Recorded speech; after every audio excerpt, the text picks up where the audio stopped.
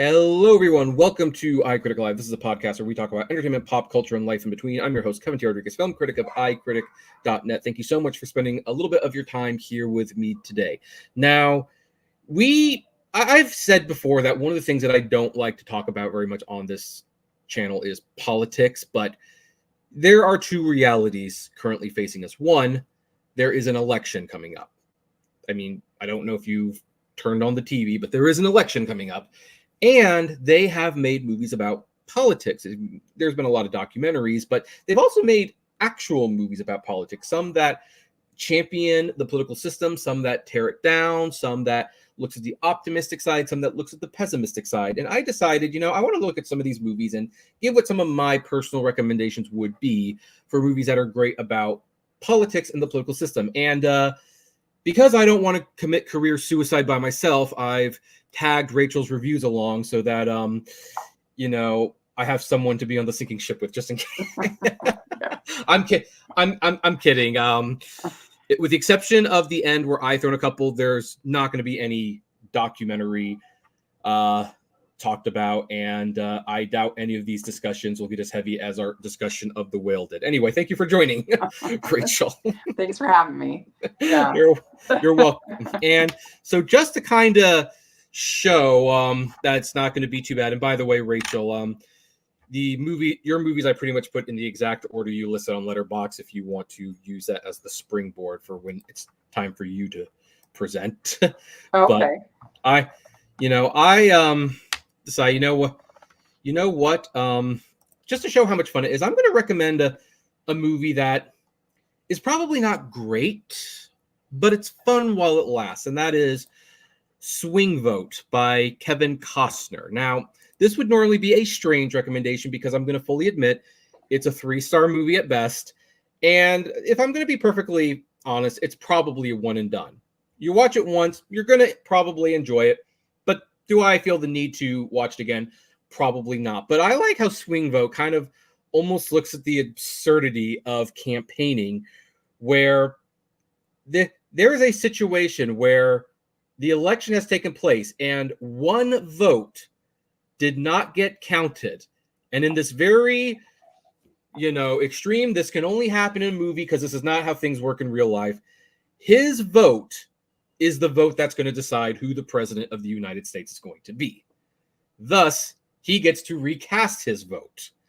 Now, that's a pretty far out there concept. But what I like about it is basically how the movie acknowledges that when there's basically one guy you've got to impress, basically both the Democrat and the Republican president will basically go back on all the things that they stand for to appease this one guy. Because if they can convince this guy to vote for him, then that person gets to be president. And I kind of wish they had done more with the concept, but they did just enough to be funny and entertaining. I don't know, Rachel, have you seen this movie? I have never seen it. No. You have never seen this movie. Does this sound like something you would watch now that I have explained it? Yeah, it sounds fun enough.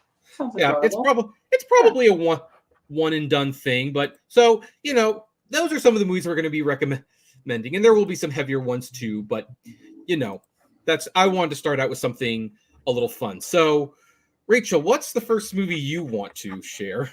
So you had them in the order that I had sent over. You have them, yeah, in that more order? or less. So, okay. Well, I had Argo at number 10, and I do think that this whole situation was so volatile and so important to our nation that, to me, even though it's not necessarily it's CIA versus politicians, I do think it overall reads as a political and it's involving nations and it's so entertaining. It's so well put together. It's so well edited. And you're on, at least when I watch it, I'm on the edge of my seat waiting to see what will happen. And all of the supporting cast is great. So I have Argo at 10. If I was going to swap that out, I would probably have Hamilton in there, the pro shot, which is, it's just such an entertaining way to learn about our, founding fathers and to give a different context. And it covers so much ground in one musical, how much, his whole life is in. And so it's very entertaining. And it was a pro shot that meant so much to me when Broadway was closed. I was so sad about that. So to get to see Hamilton was very meaningful to me. And of course, for many people, this is the only way that they could see it with the original cast, because when the original cast was doing it, tickets were like thousands of dollars. Right. And, of course, the original cast members aren't doing it anymore. And so I'm glad I do think someone should make it a point to create a pro shot for every show that features the original cast, just for prosperity's sake. Yeah, and I know that they do some kind of recording, and I think you can watch them at the New York Library. Yeah, you have to have a reason to watch them. They don't just let anyone watch them, unfortunately. Yeah, but they're and I heard that you can only watch it one time.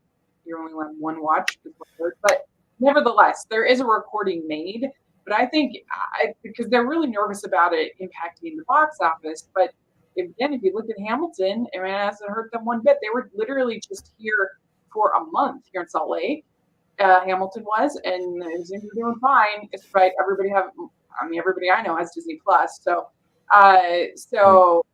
yeah, the film versions of Mamma Mia and Hairspray didn't hurt the box office for those shows, and I doubt the Wicked release is going to stop that show. Well, it's a little different, pro shot versus a narrative, but still, I don't think it hurts. The way that they worry it will hurt the Broadway ticket sales. Well, especially if the show is closed which the show isn't, but if the show is closed, why don't you make some of those pro shots available to people? Like I agree. Like I don't. Did we Come From Away? Like, it's so nice that we have that pro shot for it. And that's probably only just helped the national tour and people know about it. So anyway, It's great. Now, what else is there to say about Hamilton at this point?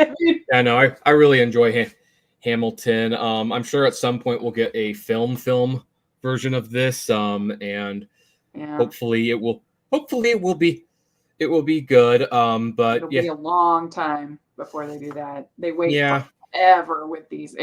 Gone are the days of like Rocky Horror. It was the next year that we got the movie after it debuted on Broadway. That just hardly ever happens. And it's a shame they wait too long until it's. I feel like they've kind of waited too long with Wicked. If this movie had come out in like 2008, oh my gosh, can you imagine? Yeah, I'm not concerned about Wicked outside of the splitting it into two, but so yeah. Anyway, folks, and Hamilton's really good. And by the way, the soundtrack, you're going to be humming many of these songs in your head for weeks. I think Wicked will do fine. I just think it could have been a phenomenon. It would have done better. We don't know for sure until it actually opens. So another movie I'm going to recommend, and this is kind of I'm going to say it's a little bit of a cross between a comedy and a drama. It's called Bullsworth, starring and directed by Warren Beatty. And this is about a movie about a politician who is disillusioned with the world and politics, and he's actually considering committing suicide. And so at what is supposed to be his last rally, which he gives at a low income, mostly urban, audience, he basically tells them why their problems never get solved, because the politicians don't care about them. They don't contribute enough to their campaign trails. And everyone is so impressed with his honesty that they encourage him to continue to run.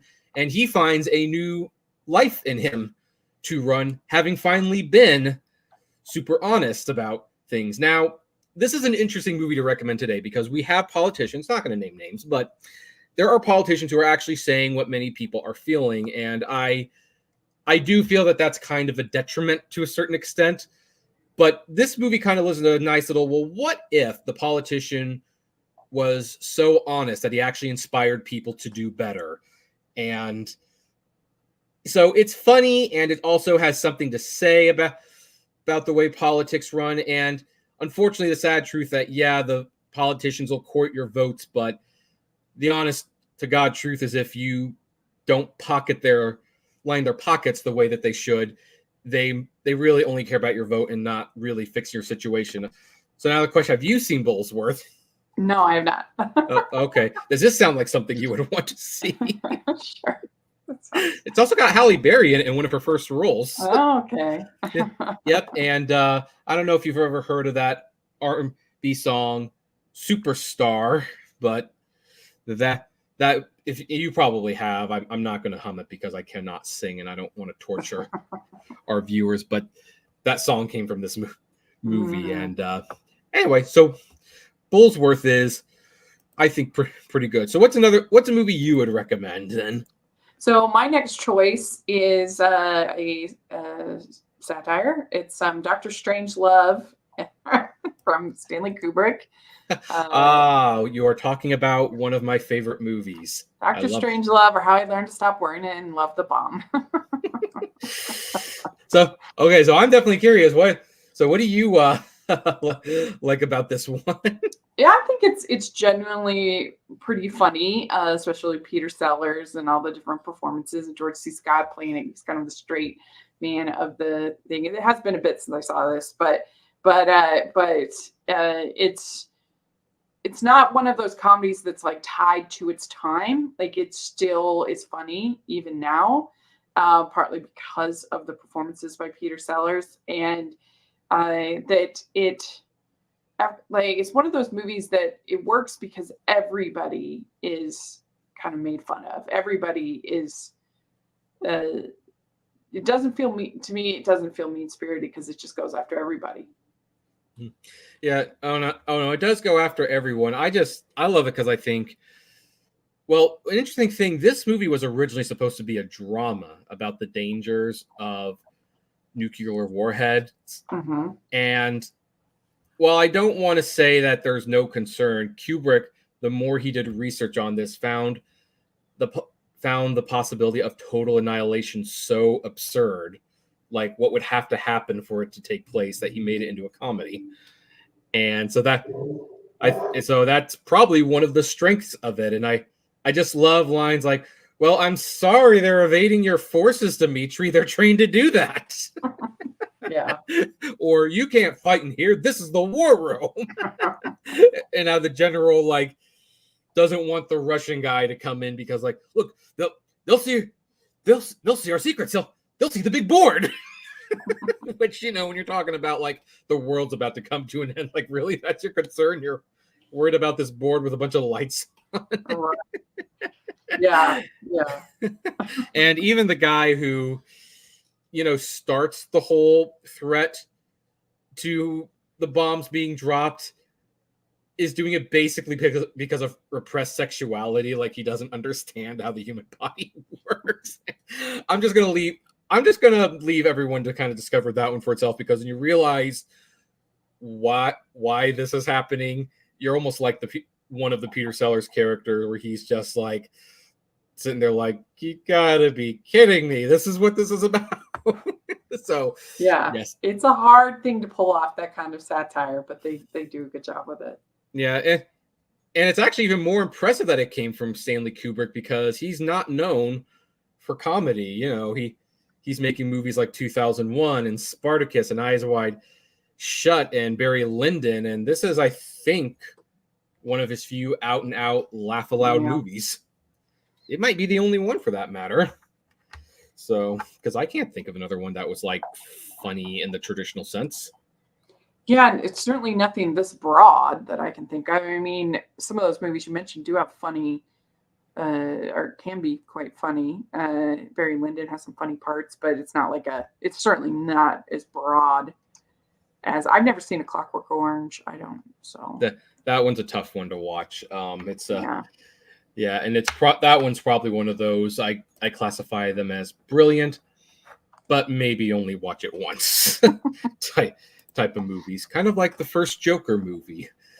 All right, so my next recommendation is going to be 13 Days, and oh look, Kevin Costner's back again. He made a lot of political movies. And one of the reasons I like this one is because while watching it, like, I had an epiphany. No one has to share this epiphany with me, but I watched that movie and I thought, boy, God sure knew what he was doing when he made John F. Kennedy president. Because Kennedy handled that Cuban Missile Crisis in the best possible way.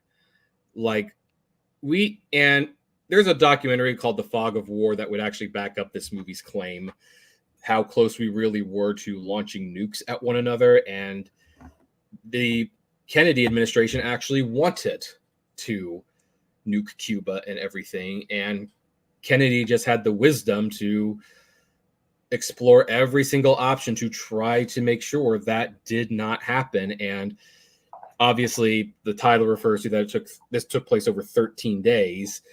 And those must have been a very tenuous 13 days, because this is a very gripping movie, including one scene in particular where someone is tasked with flying over Cuba to take pictures, and he's explicitly told, don't get shot at, because if you are shot at, then the president will have to respond. And well, spoiler alert, he gets shot at, and there are bullet holes in the plane, and he is trying everything he can to convince the people writing the report that he hit a bird so that it wouldn't go into the report that he got shot at, or else the thing would get escalated. It's a very interesting movie, in my opinion. Looking at your face, I'm guessing you haven't seen this one either. No, I haven't seen that. So, when speaking of planes, there's like an air show or something going on. Oh my gosh. If you hear that. So, yeah, loud. yeah, it keeps scaring my pets. Oh, so if anyone hears that, that's what it is, but I don't know when they're going to stop. So, although we were just talking about planes and a plane goes over, maybe that's perfect timing. I don't know. Or is this one that you think that you would watch? Yeah, that sounds good. Do you care if I add one too, or if I change mine, or is it? Sure. You can change. You can. Which one are you changing? Let me see here. Because it's live. We can change it live. So the only question we've got so far is, what do we think of the Dogman trailer? And it's like, looks good, my opinion. It's not really what we're talking about, but yeah, dog. So I would swap out. Actually, for my next pick, I'll swap out. So I'll swap out Dave, which I do. You're gonna swap it. Oh, I love. Yes. Oh, I love Dave. What are you gonna? Folks, Dave has Kevin Kline. It was directed by Ivan Reitman. You should totally see it. What are you gonna? Very funny, very, very, very sweet movie. But I do want to mention, and I did this for my Blind Spot series this year with I've been doing. It's been fun. Been doing a podcast along with Manda for this year on the Blind Spot, which has made it really fun. Anyway, there's a great movie called 7 Days in May. This is from 1964.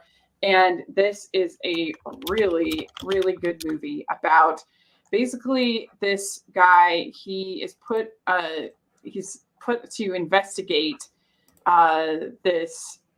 There's this general that may be trying to do this coup on the president, and he's responsible for investigating the president. This is all, of course, fictional.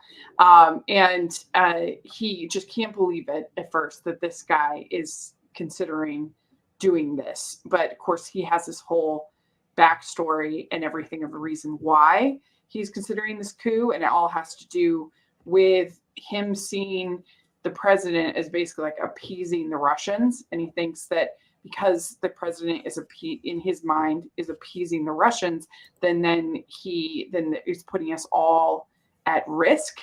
And I think especially if you think of when this movie was made, right in like the thickness of the Cold War. And I mean, it wasn't that soon after it was right around the same time as the Daisy ad, which was really famous for, scaring everybody into voting for Lyndon Johnson. And so it was just like, if you think of, especially if you put it in context, and the acting is so good for Burt Lancaster and Kirk Douglas and Friedrich March. It's so well made. It is a hidden gem that people should see. It is great.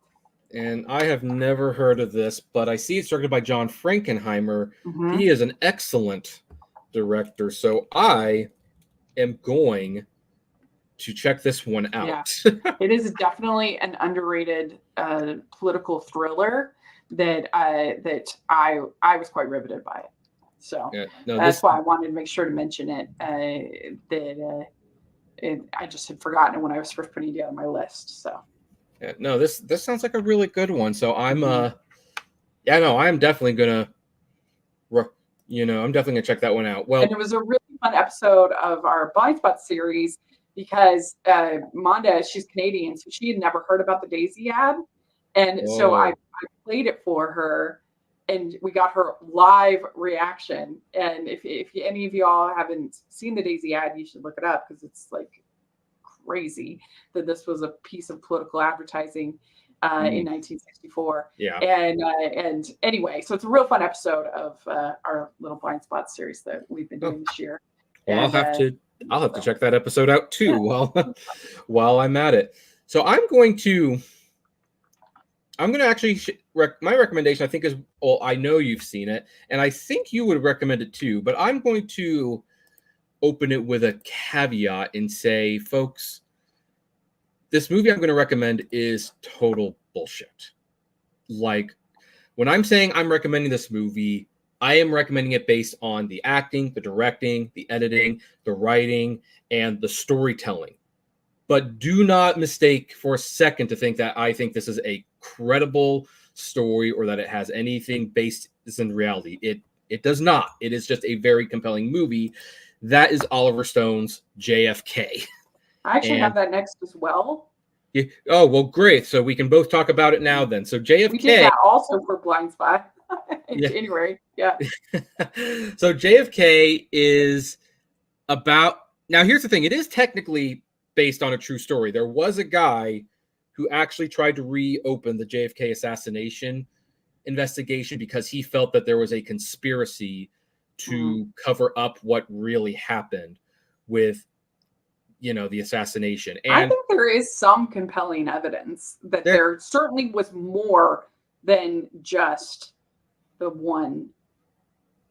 I think there's some pretty compelling evidence. There's compelling evidence, but there's also compelling evidence that it was only one guy. But regardless of whether or not the conspiracy has any validity, the movie is high marks when it comes to filmmaking. Like, this movie sucks you in. It makes you a believer for 3.5 hours, and it does not feel like 3.5 hours. Yeah, I'd agree. It definitely, it is riveting when you're watching it. And this is one of those times where after the movie's done, you really don't even realize 3.5 hours have gone by.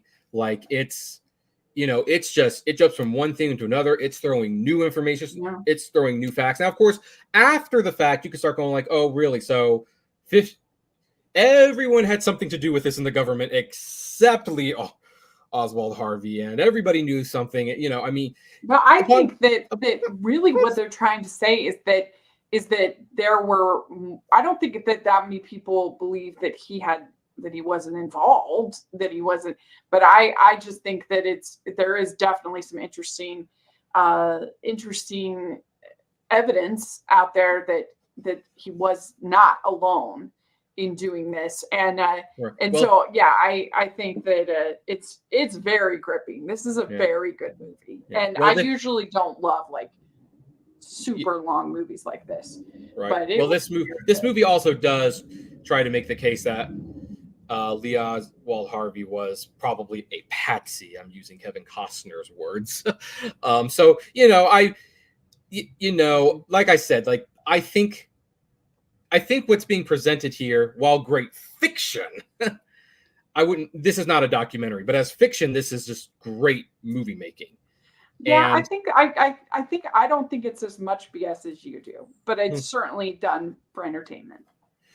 yeah, well, and that's what I'm recommending it as. I'm recommending it as entertainment. Yeah. I'm not, because some people, especially some of my journalist friends, they don't understand, like, why do you like that movie when this was made up, this character never existed, this has been proven wrong. It's like, but I'm watching it as a movie.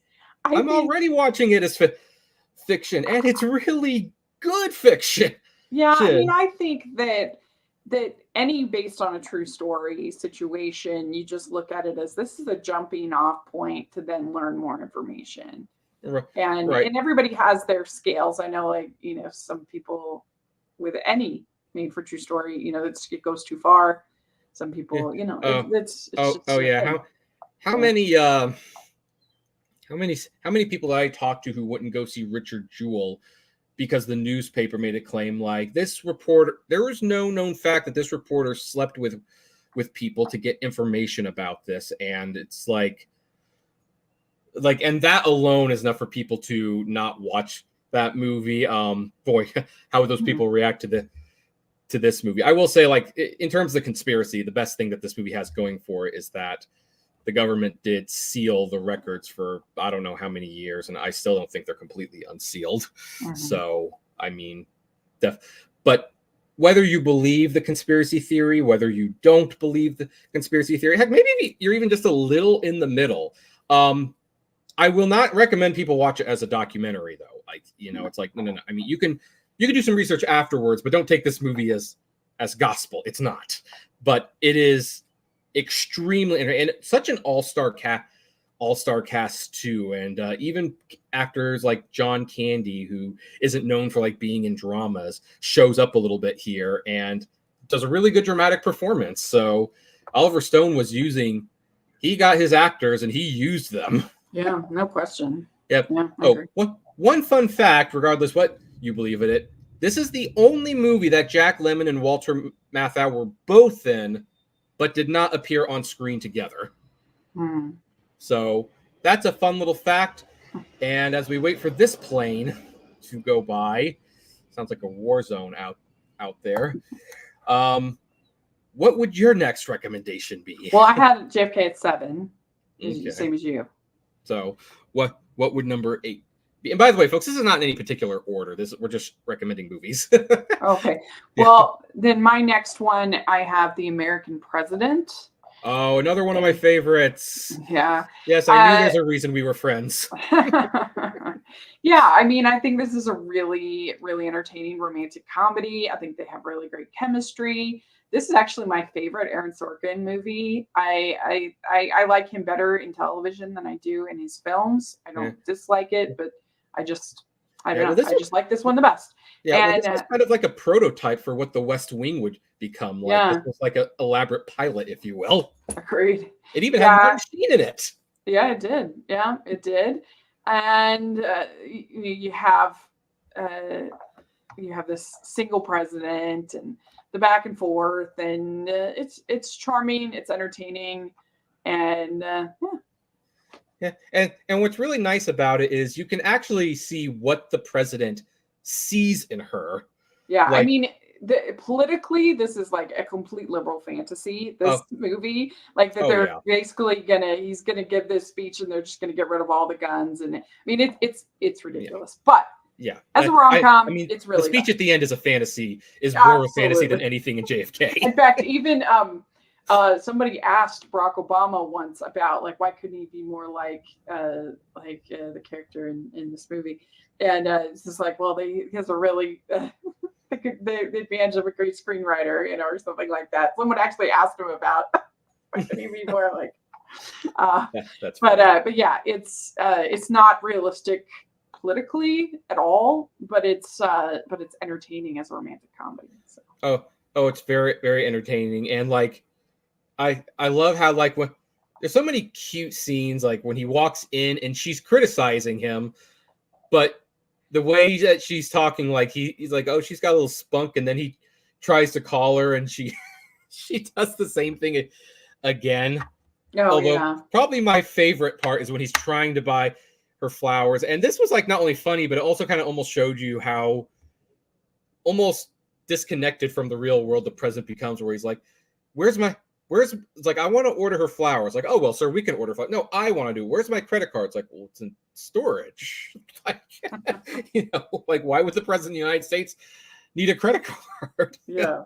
Like, you almost like feel sorry for the guy, because it's like he obviously grew up in the time of chivalry, and you do things, and now he's in a position where it's like other people do it for him. Mm-hmm. Right. So yeah, and this is also one true. of Rob Reiner. We should mention, by the way, that Rob Reiner directed this. He's obviously become like a very big liberal mouthpiece, so the ending should not surprise him and Sorkin. anyone.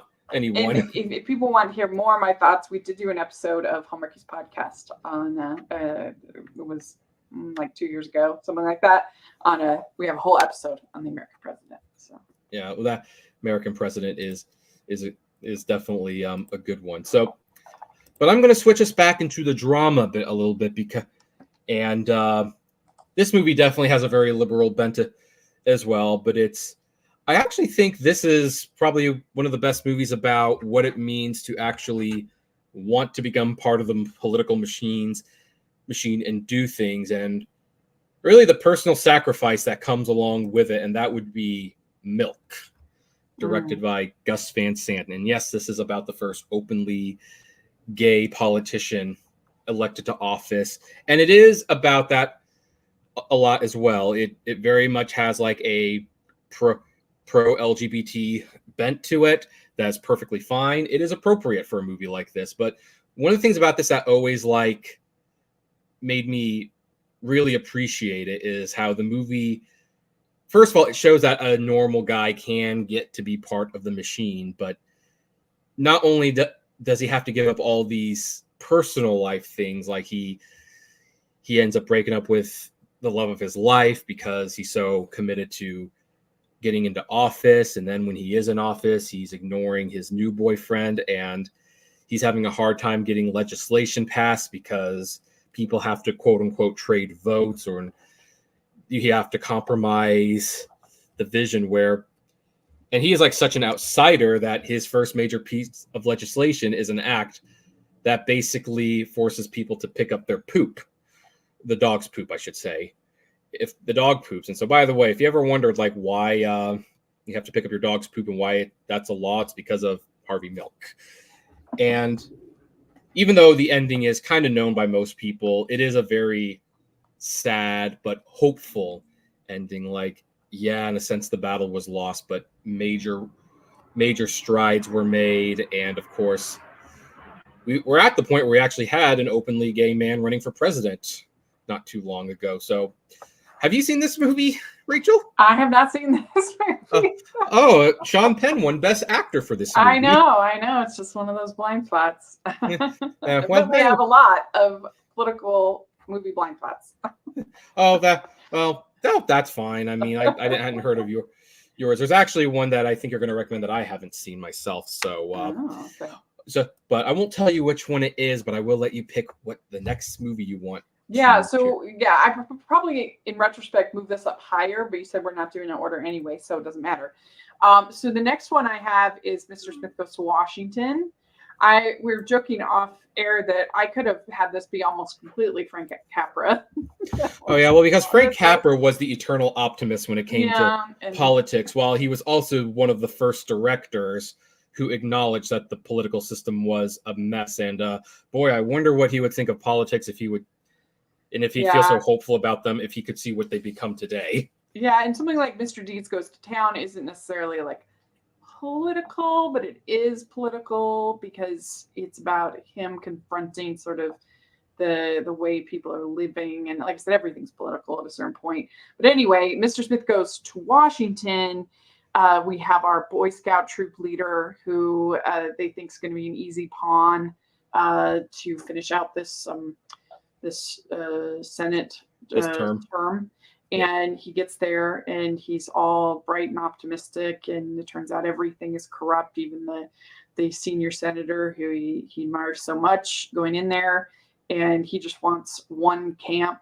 He has a bill. He wants a scout camp, and it threatens whatever is going on in the organized crime.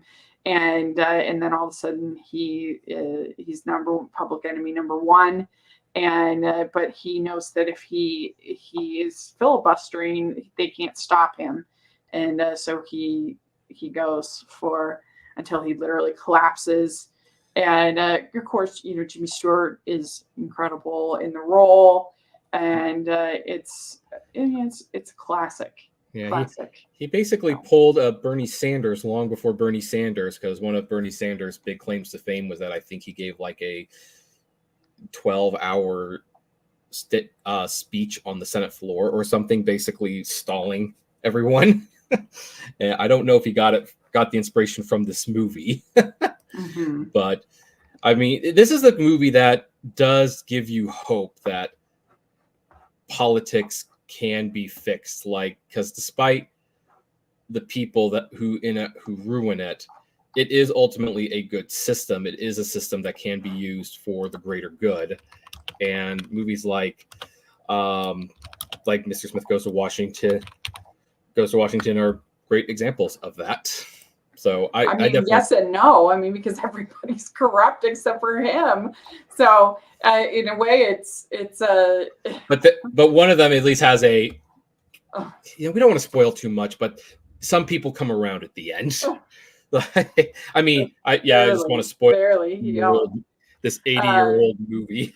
Yeah. So on one hand, it's kind of cynical in a weird way, but you've got the one man, and all you need is one man standing up to corruption, right? Mm-hmm. So.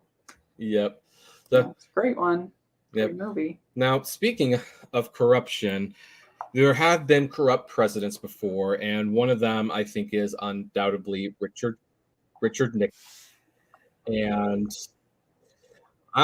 something is there is a an ad started playing while I was doing that. I don't know if anyone heard that. If you did, sorry. But one of the notable corrupt politicians is Richard Nixon. And some would argue he got away scot-free, except there were some tapes with a journalist named David Frost. And those would go on to become known as the Frost-Nixon tapes. Well, that whole situation was dramatized, and I do mean dramatized. There were some huge liberties taken with exactly what was talked about and when it was talked about. But Ron Howard turned it into a movie.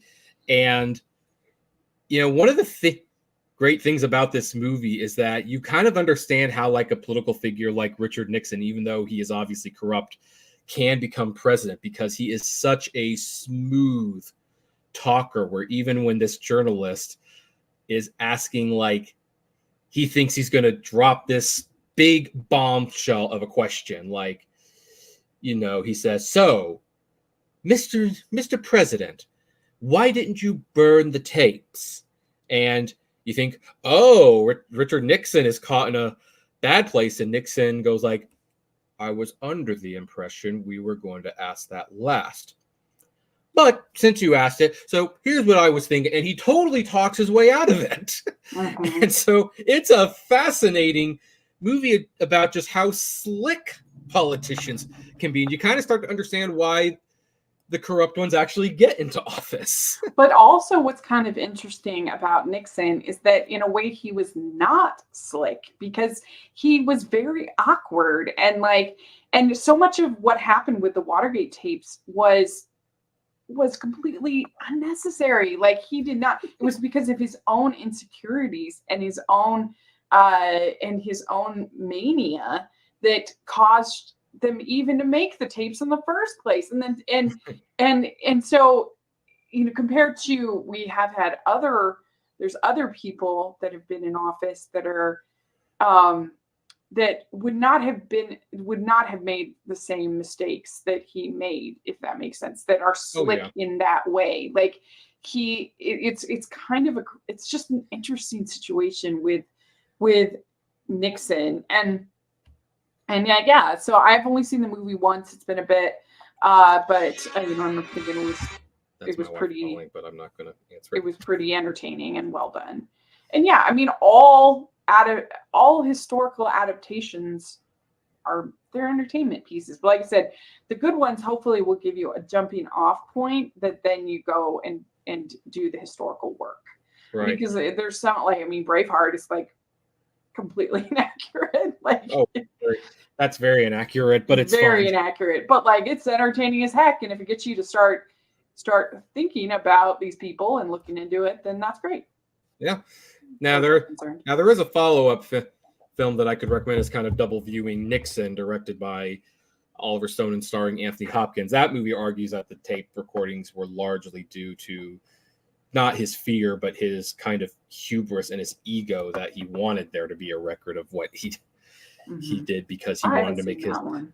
Like, I don't know if that's true or not. Again, we're talking about entertainment, but I think Frost Nixon was definitely, as a underdog guy taking on the big, powerful ex-president, I think it made for very entertaining viewing. So, all right. So we're actually getting down to the list. It's getting exciting. So what's another one you're going to recommend? My next one is a real fun movie called Wag the Dog.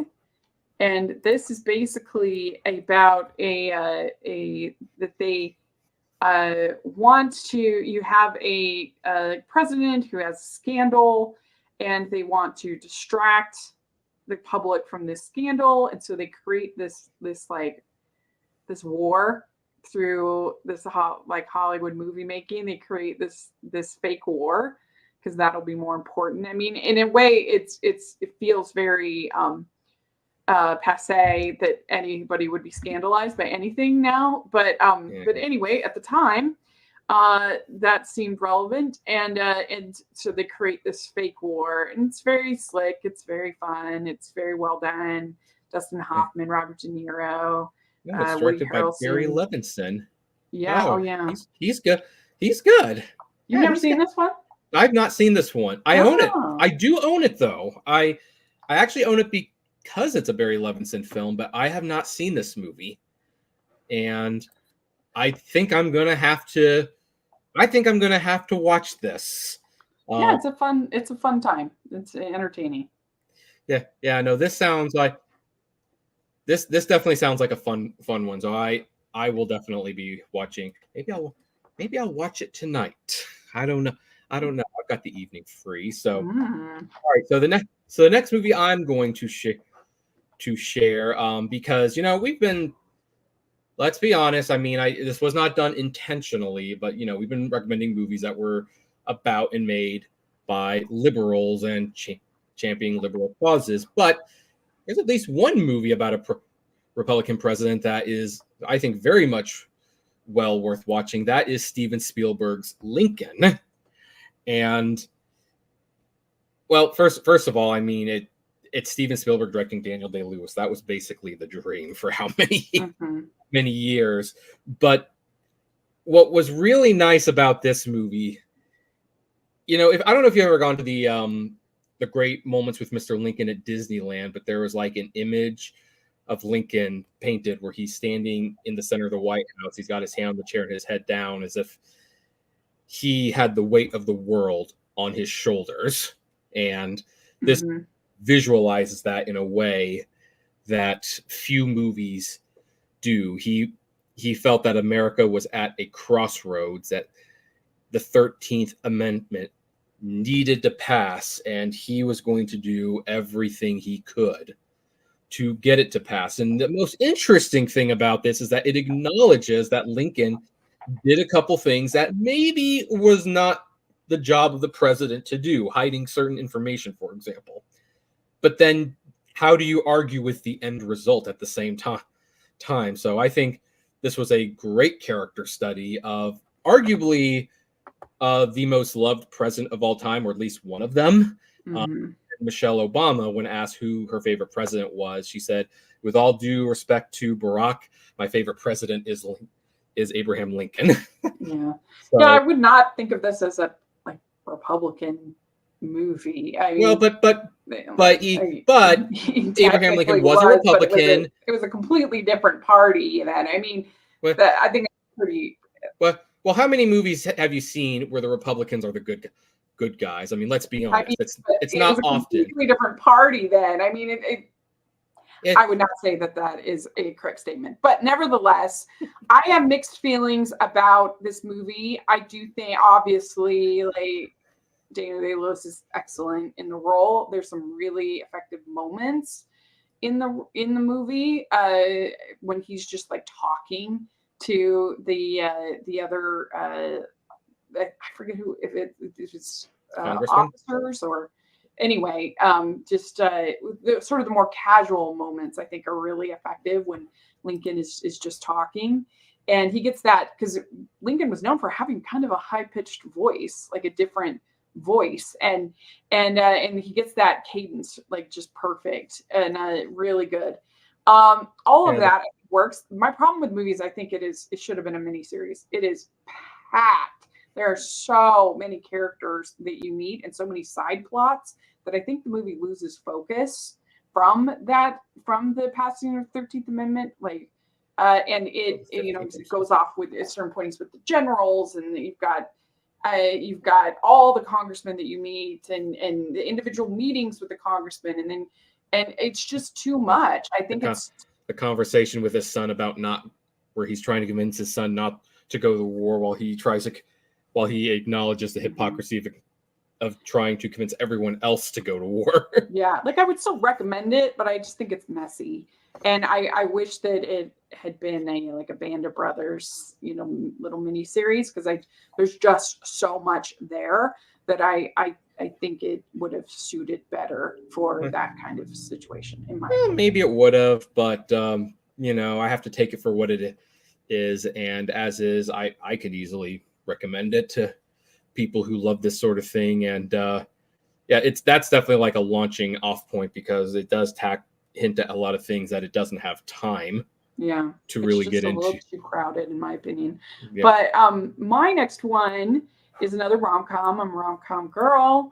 It was my favorite movie from last year. It's Red, White, and Royal Blue and it also is liberal fantasy in this movie. Very liberal fantasy. I don't care. I think they had absolutely incredible chemistry. I think that it was just a moving, lovely relationship. I think it's funny. I think it's sweet. I think it's romantic. I just love it. I think it's one of the best romantic comedies in the last 20 years, in my opinion. It's about the president's son falling in love with the prince in England. So it's great. Yeah, that's always like a fun little fantasy, when the two political parties fall in love and stuff like that. I do enjoy this movie. Little bit of a thing that always confused me about it. Why did they make a sweet and charming movie that you could show to grandma and then put stuff in there that grandma wouldn't want to see? Well, the book is very racy as well. And I think I know, but I'm just watching it and it's kind of like, boy, this is like so wholesome for the most part. And then like they throw in the stuff that makes it not wholesome. It kind of feels like it was like the Lady Killers, like the Coen Brothers movie, where it's like, oh, this would be a PG rated movie. And then they've got this one guy saying the F word and no one else is saying the F word. So I'm always curious when things like that happen. I think they were just trying to make a sexy movie and there haven't been that many gay romances that I think were swoony in the way that this was swoony. In the way Milk was. Milk has some scenes in it. In the rom-com-y way. They haven't been quite like this, I think. True. And so that's probably why, and because the book was so steamy, I think they were I know that the author was really involved in the adaptation, so I'm sure that had something to do with it as well. They had such good chemistry that I was fine with it.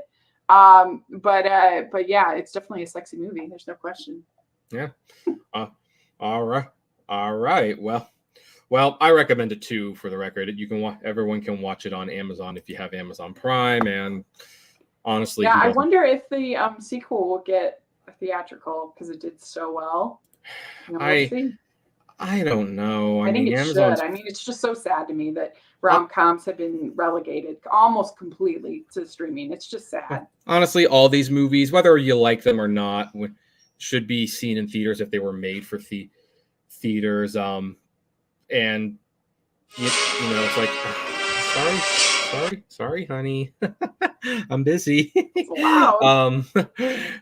Back to the Future is her favorite movie, so that's why. That's what it is. So my next movie, now this one's kind of this one is probably on the fence a little, I'm going to admit, because it's not about politics. It's about an activist, but it's about one of the most well-known activists, and it's made by one of our best directors, Spike Lee, with arguably Denzel Washington's greatest performance of all time as Malcolm X, the Black activist and leader of the struggle for Black liberation. And Malcolm X was definitely took the separate approach from Martin Luther King Jr. And he advocated more for fighting and protesting. Martin Luther King advocated for protesting, but in kind of a different way. Well, it depends on what era you're talking about. That's one of the fascinating things about Malcolm X is that he evolved so much as a human. Well, and I was getting to that because, I mean, the thing is, knowing what people mostly know for, you would think this would be an angry movie, but it's not an angry movie. And in fact, the way he evolves near the end is great to kind of show that even his worldview opened up a little bit. A lot. So, yeah, well, I don't want to spoil too much, but yes, it opened up a lot. You're right. Yeah. You're right. And this is another one of those 3.5-hour movies. It doesn't feel like it's 3.5 hours. By the way, we kind of partially have Francis Ford Coppola to thank for this movie, because we were talking about Francis Ford Coppola before the show started, but Spike Lee came in and he wanted to make a movie that was this length with this much money, and the studio said it's going to be this long and it's going to cost this much money, and Lee didn't know what to do, and Coppola said, get the movie studio pregnant. Start making the movie and get them pregnant. And then you can kind of force their hand to make the movie you want to make, because once money is invested, they're not going to abort it. Now, history, just let you know, they did try to abort it. Apparently, Warner Brothers had so little faith in this movie, they sold it to a Bond company who had a lot more sway than Spike Lee did. But then Spike Lee called a bunch of, Black famous people like Michael Jordan and Bill Cosby, who put up the money for the rest of it. Mm-hmm. And thank goodness that was able to happen, because this is one of the great activist movies, one of the great Black cinema movies. And I know I kind of talked over you, so now you get to share your point of view on this movie. So I have it at number 2. The autobiography of Malcolm X by Aldous Huxley is told to Aldous Huxley, is one of the best books I've ever read. It is absolutely riveting. And one of the things that's so incredible is just how Malcolm X was willing to evolve as a human being. How many different eras basically is one, you can't believe that one person could change and have so many different lives in one relatively short life. Mm-hmm. It's really impressive. And he's just I think if I had picked somebody from history, I'd have a conversation with, he would be up there, because just what a fascinating human being. And he would be high up there with me too. Yeah. And I absolutely loved that book. And so when I got the chance to see the movie, I was so happy that it was pretty much beat for beat from the book. and it captured that. Whereas like some things, especially Spike Lee, can be very, very moralistic in his movies. I mean, you look at Black Klansman as a whole thing at the end, which I like that movie. But I'm just saying that Spike Lee can be a little bit insecure about his audience and whether they will agree with what he believes. And so he has to kind of lay it out there. Whereas this, I think he just shows some of his most confident nature as a director to just tell this story because it's just such a great story. And he's just such an incredible human being that a lot of people, they only see it as he was the anti-Martin Luther King. That is just one tiny part when he was just starting. And by the end, he was basically a peace activist. He was making pilgrimages to Mecca. He completely abandoned. In fact, he was an enemy. His house was bombed by Elijah Muhammad and that whole group. And so he is just in that, especially when you're in the public eye and you're known for having certain views and having certain stance, for him to come out and say, nope, this is what I'm doing now. This is what I believe now. I'm changing as a person. That's hard. Mm-hmm. That's hard to do. And I give him huge props for it. And and of course, Denzel is great in the movie. It all looks great, very well made. And it's just such a good story. I mean, well told. So very, very well told. And yeah, you're right about Spike Lee's insecurity sometimes. I know, I remember when he made Miracle at St. Anna basically as a response to Clint Eastwood not featuring any Black people in those movies. Mm-hmm. And the very first line from the fictional from one of his characters in that movie is, "We were there too," as if he's trying to lay he doesn't trust the audience to figure out that that's one of the things being said just by looking at what's happening. But I'm glad that he had faith in this man's life and in the story and in his ability to tell it. Because he really did make something that was quite special. Yeah, and I'm telling y'all, that book is so good. Highly recommend it. And by the way, the Malcolm X documentary on the Blu-ray is also a great companion piece to watching that movie. And it's a special feature, I think, on all the Malcolm X DVDs and Blu-ray. So, all right, you have at least two more. Do you want to recommend Meet John Doe or 1776? Well, so 1776, I have at 11. Okay. Yeah. So we were only doing 10. So, so we'll do that, and this will be your last one then, and then I'll share my last movie and the two documentaries. Well, 1776 is really charming. Great songs. It's another, to get to know about our founding fathers, and it's really great musical, and it's a fun movie. And then Meet John Doe is, I think, one of the underrated Capra films. It's underrated on so many levels. It's an underrated political film. It's underrated. It's an underrated newspaper film. It's an underrated Christmas movie. It's got all that going for it. And basically, the story, it's about Barbara Stanwyck. She plays this hard on her luck newspaper woman, and she's desperate. She's going to get fired. So she writes this story one day.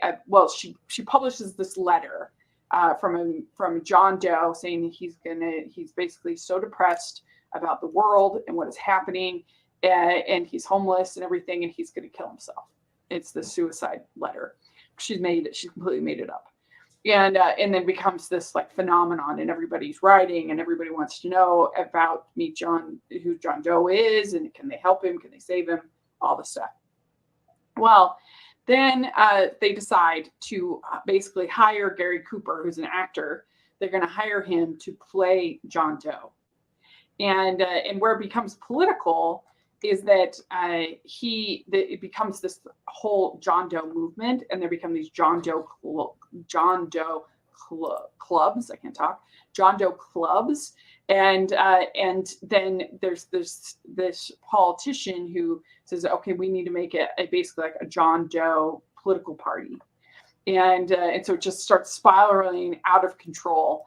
And I mean, he just wants to, Gary Cooper, and they just want to have the simple slogan of be a better neighbor, be kinder, and of course it gets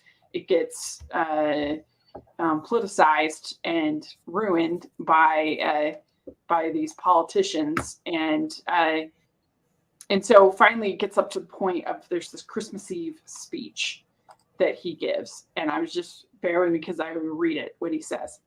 It's so good. He says, "To most of you, your neighbor is a stranger, a guy with a barking dog and a high fence around him. Now, you can't be a stranger to any guy that's on your own team. So tear down the fence that separates you. Tear down the fence and you'll tear down a lot of hates and prejudices.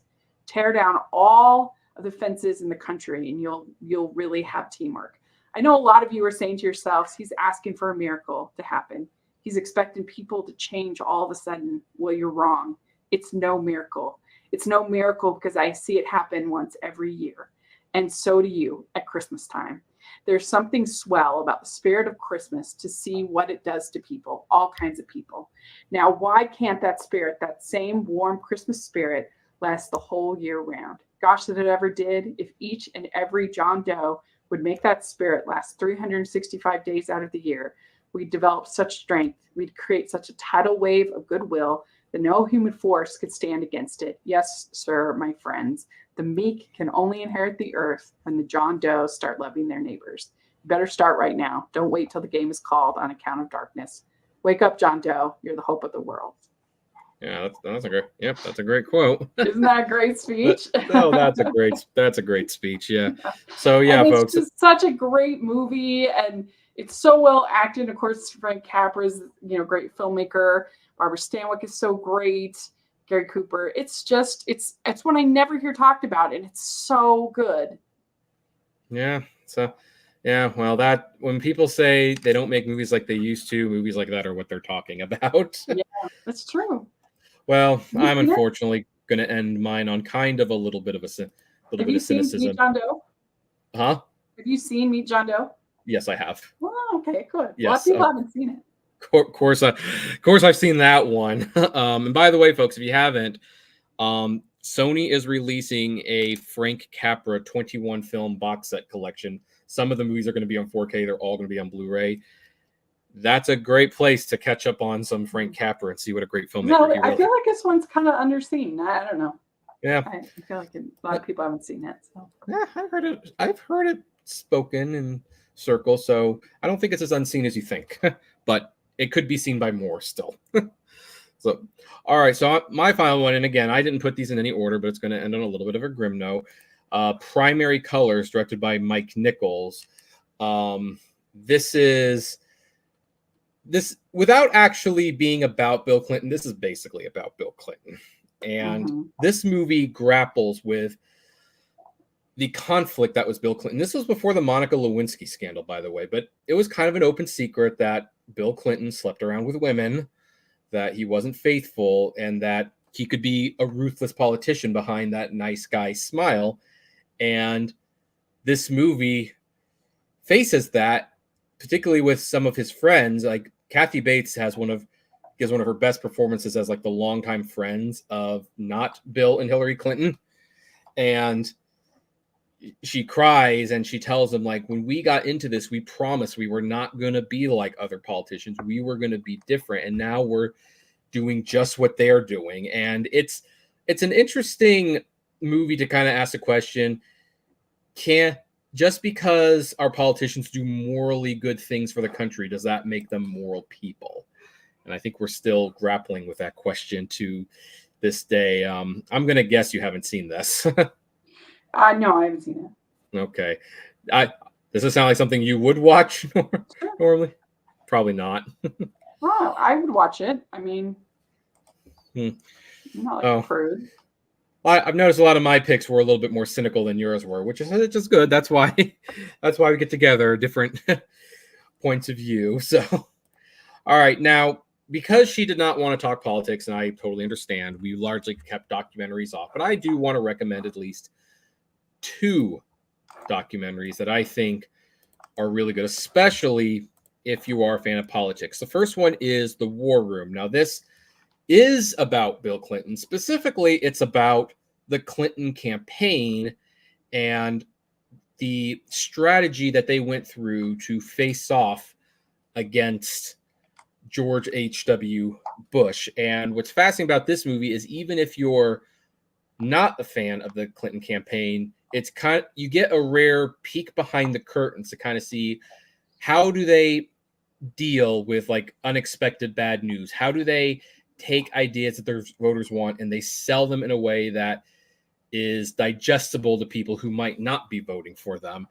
And it is really, really interesting. And by the way, probably the best twist in the whole movie is that James Cavill is facing off against the campaign manager of Bush's team, which is female, and they're trading some pretty sharp blows with one another throughout the movie. And after the election was over, those two got married. So that actually almost goes to show that, you see, we can be as different as can be and still get along. We can even procreate if we want.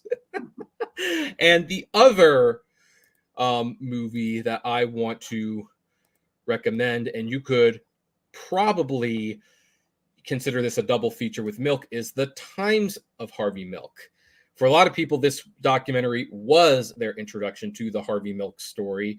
And what makes this a great double feature is while it does shed a little bit of light on Milk's life and his political career, it also dives deep into the murder trial because, spoiler alert, Harvey Milk was shot by a fellow congressman named Dan White, and Dan White got off pretty much scot-free for the most part on a very, very weak defense.